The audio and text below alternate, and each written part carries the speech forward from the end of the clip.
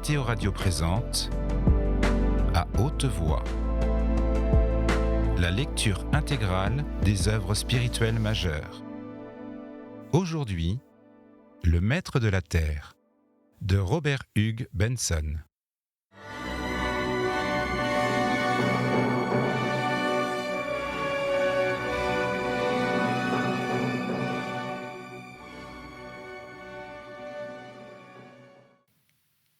Les chevaux sont prêts, votre sainteté, lui dit le prêtre.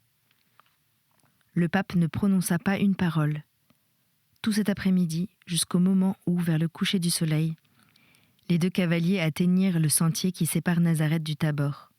Ils avaient fait leur tour habituel par Cana, gravissant une hauteur d'où l'on pouvait voir tout le long miroir du lac de Génézareth, puis se dirigeant toujours vers la droite, sous l'ombre du Tabor, jusqu'à ce que, une fois de plus, Esdraélon se déploya à leurs pieds comme un tapis d'un gris vert, un grand cercle de 6 lieues de diamètre, pauvrement décoré de petits groupes de cabanes, avec Naïm apparaissant d'un côté, le Carmel dressant sa longue forme, à droite très loin, et Nazareth, niché à 1,5 km de distance, sur le plateau que les deux hommes venaient de traverser.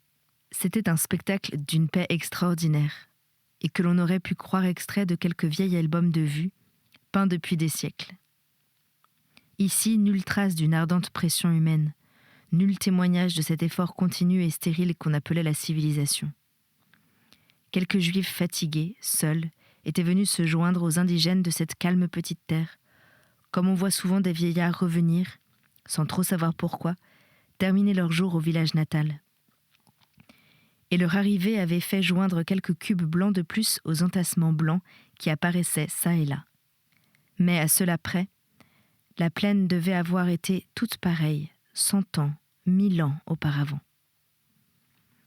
Elle était à demi ombragée par le Carmel et à demi baignée d'une lumière dorée et poussiéreuse. Au-dessus, le ciel clair de l'Orient était teinté de rose, comme l'avaient vu Abraham, Jacob et le fils de David. Nulle part au monde, peut-être, depuis la destruction de Rome, on aurait pu retrouver aussi pleinement le vieux ciel et la vieille terre, intacte et immuable. Et déjà le patient printemps, revenu, avait étoilé le sol de ces glorieux lys des champs, à qui ne peuvent pas même être comparées les robes écarlates du roi Salomon. Mais aucun message ne venait du trône céleste, comme lorsque Gabriel était descendu, dans cette même atmosphère, pour saluer celle qui était bénie entre les femmes. Aucune promesse ni espérance n'était accordée, excepté celle que Dieu accorde chaque jour à l'humanité, dans chacun des mouvements de sa création. Lorsque les deux cavaliers s'arrêtèrent, les chevaux fixèrent un regard immobile et curieux sur l'immensité de la lumière et de l'air, au-dessous d'eux. Puis un petit cri d'appel retentit doucement, et un berger passa, quelques mètres plus loin, sur le flanc de la colline, traînant derrière lui son ombre allongée. Et, tout de suite après lui, avec un tintement joyeux de clochettes, son troupeau se montra, une vingtaine de moutons obéissants et de chèvres capricieuses, tout cela broutant, et suivant, et broutant, et chaque bête appelée par son nom, dans la triste voix en ton mineur de celui qui les connaissait toutes et les conduisait. Mais bientôt, le gentil tintement s'affaiblit, l'ombre du berger s'étendit presque jusqu'aux pieds des deux prêtres et disparut de nouveau. Et la voix même qui appelait se fit plus lointaine, puis s'éteignit tout à fait. Pendant un instant, le pape souleva sa main jusqu'à ses yeux et la promena sur son visage un peu moite. Ses regards tombèrent sur une tache particulièrement claire de mur blanc, qui, juste en face de lui, brillait dans la buée violette du crépuscule. « Cet endroit, mon père, dit-il, comment l'appelle-t-on » Le prêtre syrien, avec sa vivacité naturelle de mouvement, considéra d'abord le lieu indiqué, puis le visage du pape, et puis de nouveau le lieu. « Le village qui est là-bas, parmi les palmiers, votre sainteté ?»« Oui. Il s'appelle Megiddo, » dit le prêtre. Mais bien des gens dans le pays affirment que son vrai nom est Armageddon. Chapitre 2. À 23h cette nuit-là, le prêtre syrien alla guetter la venue du messager de Tibériade. 2 heures auparavant, il avait entendu le cri de l'aérien russe qui faisait le service entre Damas, Tibériade et Jérusalem. Déjà même, le messager était un peu en retard. La manière dont parvenaient au pape Sylvestre les nouvelles du monde avait en vérité quelque chose de bien primitif et rudimentaire. Mais la Palestine était proprement, comme en dehors de l'univers civilisé, une bande de terre inutile et négligée en conséquence. Chaque nuit, un messager spécial venait, à cheval, de Tibériade à Nazareth, avec tout le courrier expédié au pape par l'entremise du cardinal Corkran, et s'en retournait vers le cardinal avec un autre courrier. C'était là une tâche difficile, et les membres de l'ordre nouveau qui entouraient le cardinal s'en chargeaient alternativement, avec toute espèce de précaution. De cette façon, tous les sujets dont il convenait que le pape s'occupât personnellement, et qui étaient trop longs, ou pas assez urgents, pour motiver une communication télégraphique, pouvaient être traités à loisir, et cependant sans trop de retard. C'était une nuit merveilleuse de clair de lune. Le grand disque doré flottait, juste au-dessus du Tabor, répandant son étrange lumière métallique sur la pente escarpée des collines, ainsi que sur toutes les cabanes qui s'étendaient à leurs pieds. Et le prêtre, appuyé contre la poterne de la porte, les yeux seuls éclairés, parmi tout son visage sombre, ne put s'empêcher, avec une sorte de sensualité orientale, de se baigner dans la clarté de la nuit et d'étendre vers elle ses maigres mains brunes. Ce prêtre était un homme très simple, aussi bien dans sa foi que dans toute sa vie. Il ne connaissait ni les extases ni les désolations dans lesquelles était partagée l'âme de son maître. Pour lui, c'était une joie immense et solennelle de pouvoir vivre là, sur le lieu de l'incarnation de Dieu, de pouvoir y vivre au service du vicaire de Dieu. Et pour ce qui était des mouvements du monde, le prêtre ne les observait que comme un marin sur un navire observe le soulèvement des vagues, très loin, au-dessous de lui. Sans doute, il se rendait compte que le monde était de plus en plus agité, car, comme l'avait dit le père latin, tous les cœurs s'agitaient jusqu'au moment où ils trouvaient leur repos en Dieu. Et quant à la manière dont tout finirait, le bon prêtre ne s'en souciait pas extrêmement. Il songeait que c'était chose très possible que le navire fût englouti, mais que dans ce cas, le moment de la catastrophe serait aussi la fin de toutes les choses terrestres.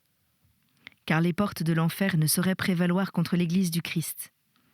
Quand Rome tomberait, le monde tomberait avec elle. Et quand le monde tomberait, le prêtre savait qu'alors le Christ se manifesterait dans sa puissance.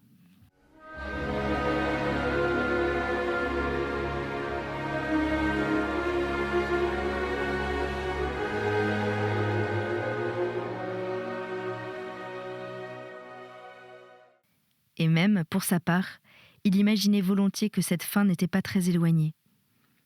Il avait pensé à elle cet après-midi encore, lorsqu'il avait dit à son maître le vrai nom de Mégido. Il trouvait absolument naturel aussi que, au moment de la consommation de toutes choses, le vicaire du Christ eut pour demeure ce Nazareth où Dieu était jadis devenu homme, et que l'Armageddon de l'évangéliste Saint Jean fut en vue de la scène où s'était écoulée jadis l'enfance du Dieu incarné, où le Christ avait pris pour la première fois son sceptre terrestre et où il avait promis de venir le reprendre. Après cela, ce ne serait point la seule bataille qu'aurait vue Mégido. Israël et Amalek s'étaient rencontrés là, puis Israël et l'Assyrie. Sésotris et Sénachérib y avaient chevauché, et plus tard, le Christ et le Turc s'y étaient battus, comme Michel et Satan, sur l'endroit où avait reposé le corps de Dieu. Enfin, si l'on avait questionné sur la manière dont se produirait exactement cette fin attendue, le prêtre syrien aurait été assez en peine de répondre. Mais il supposait qu'il y aurait une bataille d'une espèce quelconque, et quel champ pouvait mieux convenir au développement d'une bataille que cette énorme plaine circulaire d'Esdraélon, aplatie sur un diamètre de 5 à 6 lieues, et suffisant à contenir toutes les armées de la terre. Ignorant comme il l'était des conditions politiques présentes, il se figurait que le monde était partagé en 2 camps égaux, à peu près, les chrétiens et les païens. Et c'était entre ces 2 armées que, à son avis, un grand choc allait se produire. Mais assurément, le temps n'en pouvait pas être éloigné, car voici que déjà le vicaire du Christ était venu se placer à son poste. Et comme le Christ lui-même l'avait dit dans son évangile de l'Avent, « Ubi cumque fuerit corpus, illic congrebabuntur et aquilae. Des interprétations plus subtiles de la prophétie, il n'en avait aucune notion et n'en voulait avoir aucune. Pour lui, les mots étaient des choses et non de simples étiquettes sur des idées. Ce que le Christ et saint Paul et saint Jean avaient dit, tout cela était comme il l'avait dit. Pour cet homme assis maintenant au clair de lune et écoutant le bruit lointain des sabots du cheval qui amenait le messager, la foi était aussi simple qu'une science exacte. C'était bien ici que Gabriel, sur ses ailes largement déployées, était descendu, venant du trône de Dieu, par-delà les étoiles. Ici que le Saint-Esprit avait soufflé dans un rayon de lumière ineffable, et que le Verbe était devenu chair au moment où Marie avait croisé les bras et incliné la tête sous le décret de l'Éternel. Et c'était ici de nouveau, du moins il le pensait, et déjà il se figurait entendre le fracas de roues arrivant au galop. C'était ici qu'allait avoir lieu le tumulte des armées divines, rassemblées autour du camp des saints. Et déjà il lui semblait que, derrière les barreaux des ténèbres, Gabriel approchait de ses lèvres la trompette de la destinée, et que déjà tous les cercles célestes s'agitaient dans l'attente. Et il se disait que peut-être, cette fois, il se trompait, comme d'autres s'étaient trompés avant lui d'autres fois. Mais il savait que ni lui ni eux ne pouvaient s'être trompés à jamais. Fatalement, un jour devait venir où la patience de Dieu finirait, si profondément que cette patience eut ses racines dans l'éternité de sa nature. Tout à coup, le prêtre interrompit sa rêverie et sauta sur ses pieds en voyant s'avancer vers lui, à une centaine de pas, sur le blanc sentier tout inondé de lune, la blanche figure d'un cavalier avec un sac de cuir pendu à sa ceinture. Il pouvait être 3h30 le lendemain, lorsque le prêtre se réveilla dans sa petite chambre au mur crépi de boue, proche de celle du Saint-Père, et entendit un pas montant l'escalier. Le soir précédent, il avait laissé le pape, comme d'ordinaire, s'occupant à ouvrir la pile de lettres venues du cardinal Corcran. Et là-dessus, il s'en était allé tout droit vers son lit. Il n'avait fait qu'un somme jusqu'à maintenant. 1 minute ou 2 encore, il resta étendu, à semi-somnolent, écoutant chaque battement des pieds sur les marches. Mais bientôt il se redressa brusquement, car un coup avait été frappé à sa porte. Un second coup, et le voici sautant hors du lit, dans sa longue tunique de nuit, se hâtant de renouer sa ceinture et se précipitant vers la porte pour ouvrir. C'était le pape qui se tenait debout sur le seuil, avec une petite lampe dans une de ses mains, car l'aube commençait à peine de poindre et un papier dans l'autre. « Je vous demande pardon, mon père, mais il s'agit d'un message qu'il faut que nous envoyions tout de suite à son éminence. » Ensemble, ils traversèrent la chambre du pape, gravirent l'escalier abrupt et émergèrent à l'air froid et limpide du haut de la maison. Le pape souffla sa lampe et la posa sur le parapet. « Mais vous allez avoir froid, mon père. Allez chercher votre manteau. » « Et vous, sainteté ?» Sylvestre fit un petit signe négatif et se dirigea vers l'abri où était installé l'appareil du télégraphe sans fil. « Allez chercher votre manteau, mon père, » répéta-t-il par-dessus son épaule. « Pendant ce temps, je vais appeler. » Quand le prêtre arriva 3 minutes après, les pieds chaussés de pantoufles et un manteau sur ses épaules, apportant un autre manteau pour son maître, celui-ci était assis à la table de l'appareil. Il ne leva pas même la tête à l'arrivée du prêtre, mais une fois de plus, pressa sur le levier qui, communiquant avec la longue perche dressée au-dessus d'eux, transportait l'énergie vibrante et frémissante à travers les lieux qui séparaient Nazareth de Damas. Ce bon prêtre, maintenant encore, n'avait pas fini de s'accoutumer à cette machine extraordinaire, inventée depuis plus d'1 siècle et amenée depuis lors à un merveilleux degré de perfection. Cette machine qui, à l'aide d'un poteau, d'une pelote de fil et d'une boîte de roues, parlait à travers les espaces du monde à un petit récepteur de métal. L'air était étrangement froid, en comparaison de la chaleur qui avait précédé et qui allait suivre. Et le prêtre frissonnait un peu, debout sur le toit, pendant qu'il considérait tour à tour la figure immobile assise devant lui, et au-dessus de lui, la voûte énorme du ciel qui, en ce moment même, passait d'une lumière décolorée et froide à des nuances tendres de jaune à mesure que l'aube pointait au-delà du Tabor et de Moab. Du village voisin s'élevait le chant d'un coq, aigu et cuivré, comme le son d'une trompette. un chien aboya, et de nouveau se tut. Et puis tout à coup, la sonnerie brève du timbre attaché au rebord du toit rappela le rêveur à la réalité et lui annonça que son travail allait commencer. En effet, le pape, après avoir encore pressé le levier et attendu la réponse d'une seconde sonnerie, se leva et fit signe à son compagnon de prendre sa place. Le Syrien s'assit, non sans avoir d'abord jeté le manteau sur les épaules de son maître, après quoi, il attendit que celui-ci fût installé sur une chaise, placée de telle façon, auprès de la table, que les deux visages se faisaient vis-à-vis. Et ainsi il resta, ses gros doigts bruns posés sur les rangées de touches, les yeux fixés sur le visage du pape. Et il lui sembla que ce beau visage, parmi les plis du capuchon qui l'entourait, était plus pâle que jamais. Dans cette fraîche lumière de l'aube, les sourcils noirs, arqués, accentuaient cette impression de pâleur. Et les lèvres mêmes, fermes et fines, s'apprêtant à parler, avaient une blancheur exsangue que le prêtre ne se souvenait point d'avoir jamais vue. Sylvestre tenait toujours son papier à la main et ses yeux maintenant y étaient fixés. « Assurez-vous bien que c'est le cardinal », dit-il brusquement. Le prêtre frappa une question et, en remuant les lèvres, lut le message qui venait se précipiter nettement imprimé sur la grande feuille de papier blanc. « C'est bien son éminence, sainteté », dit-il doucement. « Elle est seule à l'appareil. » « Eh bien alors, commencez. Nous avons reçu la lettre de votre éminence et pris note des nouvelles qu'elle renfermait. J'aurais dû être prévenu par le télégraphe. Pourquoi ne l'a-t-on pas fait ?» La voix s'arrêta et le prêtre, qui avait frappé le message bien plus rapidement qu'on aurait pu l'écrire, lut tout haut la réponse. « Je ne pensais pas qu'il y eût urgence.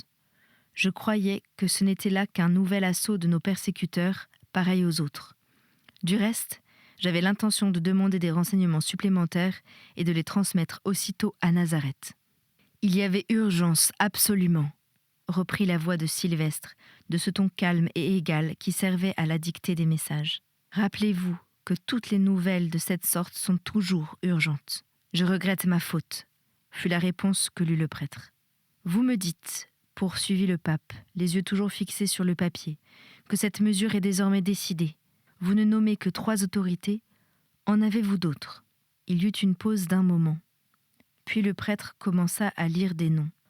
En plus des 3 cardinaux que j'ai nommés hier, les évêques du Caire, de Calcutta et de Sydney, les évêques des îles Marquises et de Terre-Neuve, les franciscains du Maroc et d'autres encore m'ont demandé quelle serait la conduite à tenir si la nouvelle était vraie. J'ai déjà expédié en Angleterre 2 membres de l'ordre du Christ crucifié. Dites-nous quand et comment la nouvelle vous est arrivée d'abord. J'ai été appelé à l'appareil hier soir vers 18h. L'archevêque de Sydney me demandait si la nouvelle était exacte. À quoi j'ai répondu que je l'ignorais. 10 minutes après, le cardinal Ruspoli m'avait envoyé la nouvelle, bien positive, de Turin, et j'ai reçu un message pareil du père Petrovski à Moscou. Arrêtez. Pourquoi n'est-ce pas le cardinal Dolgoroskov qui vous a communiqué la nouvelle de Moscou ? Il ne l'a communiquée que 3 heures plus tard. Son éminence venait seulement d'apprendre la nouvelle. Informez-vous du moment exact où la nouvelle a été connue à Moscou.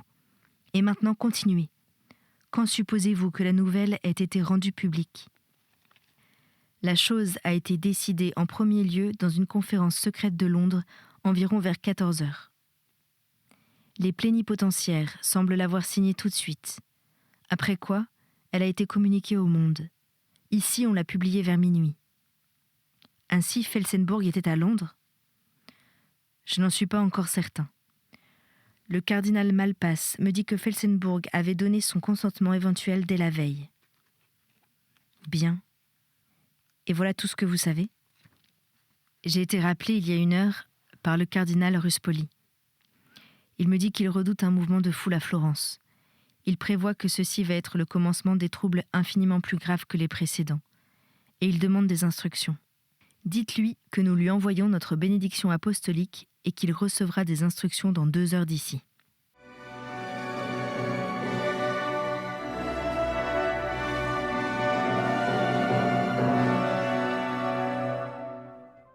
Choisissez 12 membres de l'ordre pour un service immédiat. Je le ferai. Communiquez également ce message à tout le Sacré Collège et enjoignez-lui de le transmettre à toute la discrétion nécessaire aux métropolitains et évêques, afin que les prêtres et le peuple sachent bien que nous les portons dans notre cœur. Je le ferai, votre sainteté. Enfin, dites aux cardinaux que nous avons prévu ceci depuis longtemps, et que nous les recommandons au Père éternel, sans la providence duquel pas un passereau ne perd une de ses plumes. Enjoignez-leur d'être calmes et confiants, et de ne rien faire absolument que de confesser leur foi quand ils seront interrogés. Je ferai tout cela, votre sainteté. De nouveau, il y eut une pause. Le pape avait parlé avec la plus parfaite tranquillité, comme un homme plongé dans un rêve. Ses yeux étaient abaissés sur le papier. Tout son corps avait l'immobilité d'une statue. Et cependant le prêtre, qui écoutait, expédiait les messages latins et lisait tout haut les réponses, avait l'impression que sous les paroles assez insignifiantes en soi qu'il venait de transmettre, quelque chose de très étrange et de très grand se trouvait caché. Il y avait dans l'air une sensation spéciale d'attente anxieuse, et le prêtre, après s'être étonné de la manière dont le monde catholique tout entier était entré en communication passionnée avec Damas, irrésistiblement avait été entraîné à se rappeler ses méditations du soir précédent, pendant qu'il attendait le messager. Évidemment, toutes les puissances du monde s'apprêtaient à faire un pas de plus dans leur marche contre le Christ. Quant à la nature particulière du nouvel assaut, cela n'intéressait le bon Syrien que très faiblement. Le pape fut le premier à rompre le silence, parlant maintenant de sa voix naturelle. « Mon père, ce que je vais dire à présent est aussi secret que si je le disais en confession. Vous comprenez ? Très bien. Commencez. » Et, de nouveau, l'intonation égale et sans accent se mit à dicter. « Éminence, dans 1 heure d'ici, nous dirons la messe du Saint-Esprit. Lorsque nous aurons fini, vous tâcherez à faire en sorte que tout le Sacré Collège soit en contact avec vous et attende nos ordres. Cette nouvelle décision qu'on vient de prendre ne ressemble à aucune de celles qui l'ont précédée. Et je suis sûre que désormais, vous le comprendrez. Or, nous avons en tête 2 ou 3 plans, mais sans savoir exactement quel est celui que notre Seigneur nous commande de choisir. Après la messe, nous vous communiquerons sa volonté. Et nous vous prions de dire la messe, vous aussi, tout de suite, à notre intention. Quant à l'affaire du cardinal Dolgoroukoff, vous pouvez la remettre à plus tard. Mais vous ne manquerez pas à nous faire connaître le résultat de votre enquête. Benedictat te omnipotens Deus, Pater et Filius et Spiritus Sanctus.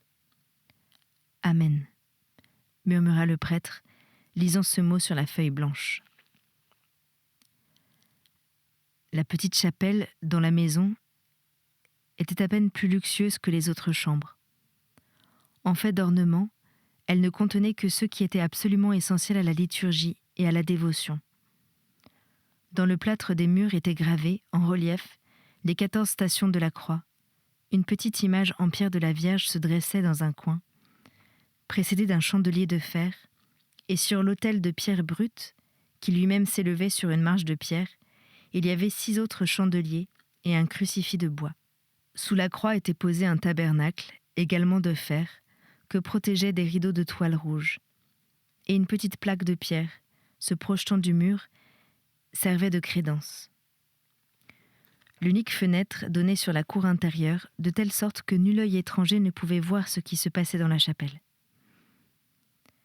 Et pendant que le prêtre syrien accomplissait sa tâche quotidienne, étendant les vêtements sur la table de la petite sacristie qui s'ouvrait à droite de l'autel, ôtant la couverture de l'autel, préparant les burettes, il lui semblait que même ce léger et facile travail était affreusement épuisant. Une certaine oppression anormale pesait dans l'atmosphère. Peut-être, d'ailleurs, n'était-ce qu'un effet du sommeil brusquement interrompu du prêtre ? Mais non. Celui-ci craignait plutôt que ce fût la menace d'une nouvelle journée de sirocco. Les teintes jaunes de l'aube ne s'étaient pas effacées au lever du soleil. Maintenant encore, le prêtre, allant sans bruit, pieds nus, entre l'autel et le prie-Dieu, où la silencieuse figure blanche se tenait immobile, maintenant encore il apercevait çà et là, au-dessus du toit, dans le fond de la petite cour, des raies de ces pâles nuances sablonneuses qui étaient une promesse certaine de la chaleur pesante et intolérable. Enfin, il acheva les préparatifs, alluma les bougies, s'agenouilla et se tint là, tête basse, attendant que le Saint-Père se relevât de son oraison. Le pas de l'un des serviteurs retentit dans la cour. L'homme entra pour entendre la messe, et au même instant, le pape se leva et se dirigea vers la sacristie, où étaient déjà prêts pour le sacrifice les vêtements rouges du Dieu qui apparaît dans la flamme. L'attitude de Sylvestre, en disant la messe, était singulièrement naturelle et sans ostentation. Ses mouvements étaient aussi rapides que ceux d'un jeune prêtre. Sa voix, tout en restant basse, était d'une clarté parfaite, et son pas n'avait rien de pompeux ni de précipité. Conformément à la tradition, il mettait une demi-heure ab amictu ad amictum, et même dans cette petite chapelle vide, il avait soin de tenir ses yeux constamment baissés. C'était À haute voix, une émission de KTO Radio. Aujourd'hui, Le Maître de la Terre, de Robert Hugues Benson. Lecture, Anne-Céline Pellarini. Captation et réalisation, Alexis Duménil et Thibaut Dagalier. Une émission disponible en podcast sur ktoradio.com et sur l'application KTO Radio.